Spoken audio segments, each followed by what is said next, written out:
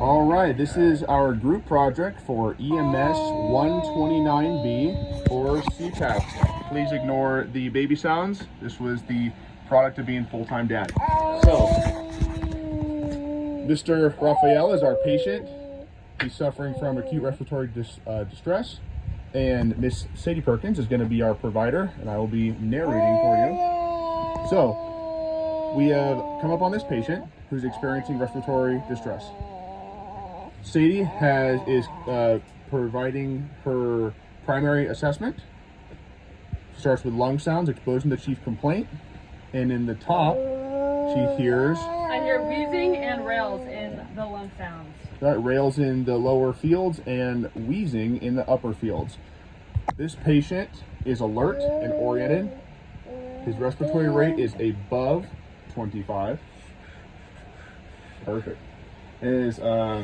He's able to follow commands and keep upright, and he has all of the indications, which are the retractions or accessory muscle use because he's tripoding, above 25 respiratory rate, and his SpO2, let's say, based on vitals, is 88.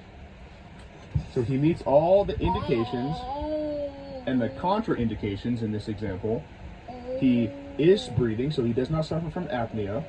He's not vomiting or has an active GI bleed. He does not present with major trauma or a pneumothorax, and he is not altered. So again, his airway is not at risk of being compromised by a foreign body, and he can follow commands, i.e. he is not altered. Those are the absolute contraindications. Relative contraindications for this patient would be that he develops any one of those, or he can't maintain his airway. So, now we are going to apply CPAP to this patient, considering he meets all the indications. Before I put this on his face, I'm going to let him know what we are going to be doing. So, we're going to put this mask on your face. It's going to be extremely uncomfortable. It's going to feel like you're sticking your head out a car window. It's not going to be enjoyable, but it's going to help open the alveoli up, and it's going to help with your breathing. We're going to start at a low setting of PEEP of 5. PEEP meaning positive end expiratory pressure. As we work our way up, if he starts to tolerate it, we will move it up to a 7.5 or a 10 if necessary to keep that alveoli opening. So here we go. We're going to apply this to your face. This is intense. So the intention of this is to push that fluid back across the alveolar membrane into the bloodstream, right? At this point, she's applying the seal and the patient is holding fast to his face. At this point, he should be already beginning the effects of CPAP as long as he's holding it properly. Again, this will be uncomfortable for most patients, so encourage them and coach them to breathe through it. As I reassess after 5 minutes, I'm going to make sure my patient is still tolerating, and I'm going to reassess the lung sound, seeing how he is doing.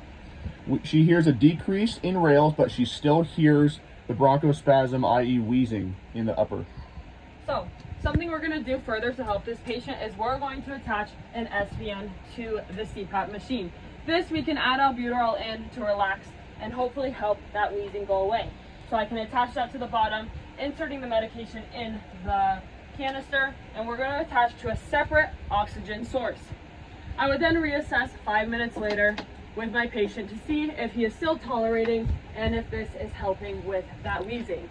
Excellent. And depending on the model of your CPAP, there may be instances where you don't need a separate canister, but in this instance, and the one we use here, you do need a separate canister. So when we move the patient, we need to make sure to reassess that seal and make sure to remove both oxygen sources and place them onto a portable oxygen source on the gurney, and vice versa for the ambulance. So at this time, she's going to have reassessed. Yep. So that's our treatment, right? We have an albuterol and an ipratropium bromide, should we need to.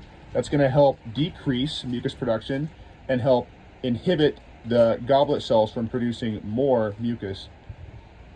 So now that I've finished up, we've added the SVN, I noticed that the oxygen saturation is coming up. I'm going to reassess one more time throughout our transport, and I'm going to listen to those lung sounds again, noticing I'm starting to hear clear in all fields, and my patient is doing a lot better. We're going to continue to transport, and that is it for our CPAP process. The last thing is to understand if the process is not working. If the patient is continuing to deteriorate and all the steps are made, there is no leaks in the hose, the mask seal is good, the treatment is effectively applied, but the patient is deteriorating, this is an indication to use advanced maneuvers on your patient, i.e. Advanced airways or anything like that, because this is only for the conscious patient who can follow instructions, maintain their airway, and is not at an aspiratory risk. Thank you very much. It's been a pleasure to do this assignment, and we hope it was educational.